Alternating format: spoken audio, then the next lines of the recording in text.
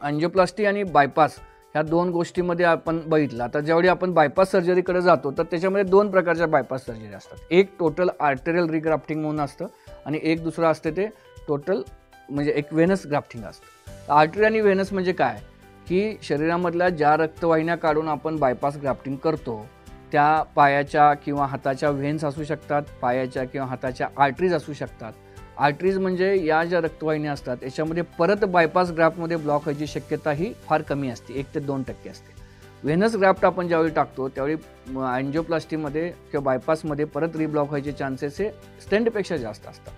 त्याच्यामुळं ज्यावेळी आपण आपल्या बायपास सर्जनकडे जातो त्यावेळी त्यांना तुम्ही विचारायला पाहिजे की आपण हे आर्टेरियल ग्राफ्टिंग करणार आहे किंवा व्हेनस ग्राफ्टिंग करणार आहे. मग आर्टेरियल ग्राफ्टिंग करणार आहे तर तो कुठल्या प्रकारे करणार आहे या गोष्टी आपण त्यांना विचारायला पाहिजे. आणि आर्टेरियल ग्राफ्टिंग हे कधीही व्हेनस ग्राफ्टिंगपेक्षा नक्कीच चांगलं. म्हणून बायपास करताना आपण आपल्या सर्जनशी या गोष्टीबद्दल आपण डिस्कस करावं की आपण आर्टेरियल ग्राफ्टिंग करणार आहात का व्हेनस ग्राफ्टिंग करणार आहे, त्याचे फायदे त्याचे नुकसान आपल्याला बायपास सर्जन समजावून सांगतील आणि त्याप्रमाणे तुम्ही त्यांच्याशी चर्चा करून तो निर्णय नक्कीच घेऊ शकता. हा एक प्रकार झाला. आता काही ठिकाणी म्हणजे आता सेवा सदनमध्ये आपण आमचे जे कार्डिओथोरॅसिक सर्जन आहेत डॉक्टर तुषार डोपाडे यांनी मिनी कॅब या प्रकारची सर्जरी चालू केलेली आहे. आता मिनी कॅब म्हणजे काय तर छोट्या इन्सिजनमध्ये जे मोठं इन्सिजन घ्यायची काय आपल्याला गरज नाही आहे.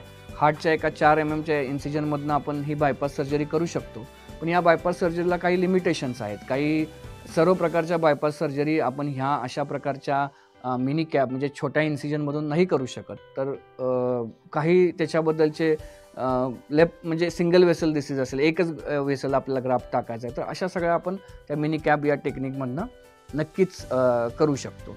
हे आपण समजावून घेणं गरजेचं आहे. मग आत्तापर्यंत आपण काय बघितलं की अँजिओप्लास्टी कुणाला करायचं, बायपास सर्जरी कुणाला करायचं, बायपास सर्जरीचे प्रकार कुठले कुठले आहेत, अँजिओप्लास्टीमध्ये काय आहेत. तर या सगळ्या गोष्टींचा आपण व्यवस्थित विचार करून या सगळ्या गोष्टींबद्दल ज्यावेळी आपल्याला हार्ट डिसीज होतो, हार्टचा प्रॉब्लेम होतो तर या सगळ्या गोष्टींशी आपण आपापल्या डॉक्टरांशी चर्चा करावी.